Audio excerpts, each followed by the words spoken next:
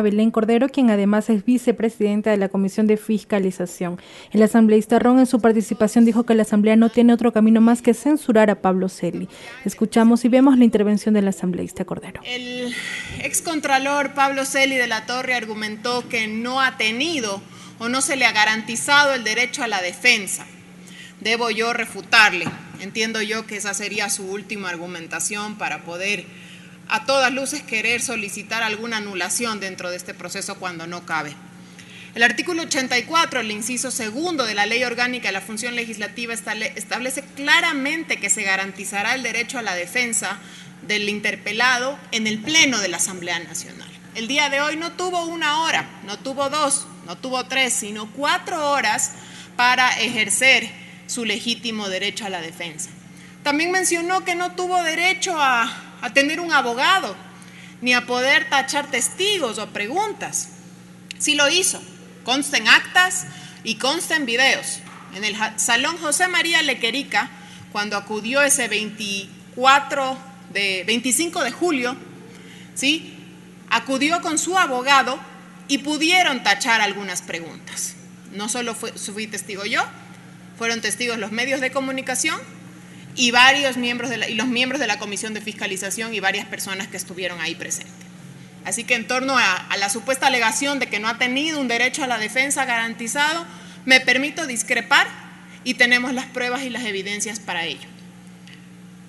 El control adecuado, la fiscalización, el control político que tiene que hacer una asamblea, un parlamento, es muy distinto del control jurídico que se lleva en las cortes, en los juzgados, en la fiscalía. Esto no es un juicio político y que no quiera el señor Celi de la Torre distraernos, ¿sí?, porque los juicios políticos y el control político al que estamos llamados los 137 asambleístas no quiere decir que nos vamos a olvidar de los preceptos legales. Sin embargo, la argumentación y la valoración que se hace en torno a ir o no ir a un juicio político, censurar o destituir a un funcionario es de índole política y por ende es de índole subjetiva. Así lo ha dicho el tratadista Hernán Salgado en sus textos en torno a la diferencia entre el control político y el control jurídico que se debe ejercer en la Asamblea Nacional. Una vez establecida esta diferenciación de índole un poco teórica, quisiera ir un poco más allá de por dónde va esta alegación del señor Pablo Celi de la Torre. Todos hemos presenciado, y no es el lugar donde debe ventilarse, pero voy a hacer un símil, lo que ha pasado en la alcaldía de Quito. No voy a entrar en temas de fondo, voy a ir a temas de forma. ¿Qué está ocurriendo? Algo similar ocurrió con el señor alcalde Jorge Yunda en el Consejo Metropolitano de Quito. ¿Y qué alegó el señor Yunda? Que no ha tenido un juez imparcial y por eso está yendo a la justicia ordinaria a apelar esa resolución. No vaya a pasar que el excontralor Pablo Celi de la Torre quiere usar esa misma argumentación al decir que esta Asamblea Nacional no es un juez imparcial. Es que nosotros no somos un juez imparcial. Esta no es la justicia ordinaria. Este es un proceso de control político y fiscalización. No vaya a pretender el señor Pablo Celi de la Torre querer anular cualquier decisión legítima que tome el Pleno de la Asamblea Nacional esta noche para ir a la justicia ordinaria y pasar por encima la decisión de este Pleno. Una vez dicho esto, nosotros no protegemos al trujillato, como se ha dicho desde otras bancadas.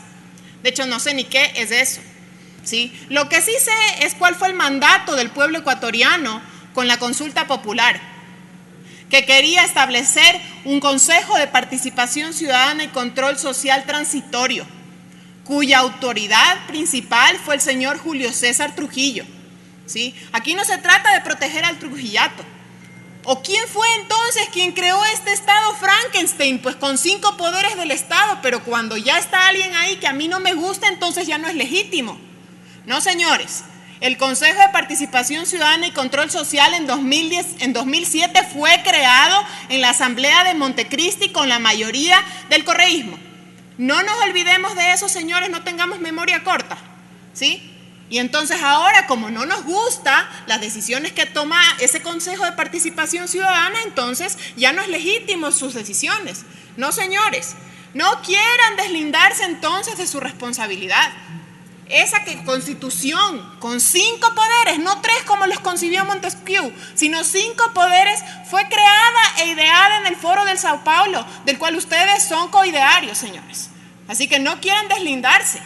O no nos olvidemos entonces que el señor Raúl de la Torre, que se ha declarado culpable, sobrino de Pablo Celi de la Torre, fue secretario de la Comisión de Fiscalización en el periodo pasado, cuya presidenta era María José Carrión, asambleísta por el correísmo, ¿sí? Entonces no tengamos memoria corta, y si tenemos memoria corta se las refresco, señores. Aquí estamos todos llamados a hacer un voto de responsabilidad con las personas que nos dieron su voto en las urnas. Y en este sentido, yo llamo a apoyar la moción del compañero de Pachacuti de votar por la censura de Pablo Celi de la Torre, pero sin deslindarnos de quién fue Pablo Celi de la Torre, el ex Contralor General del Estado, que fue continuación de una Contraloría donde estuvo el señor Carlos Poli, que fue Contralor durante varios años del correísmo. Nada más eso, señores, y agradecer la participación de todos los asambleístas de esta noche.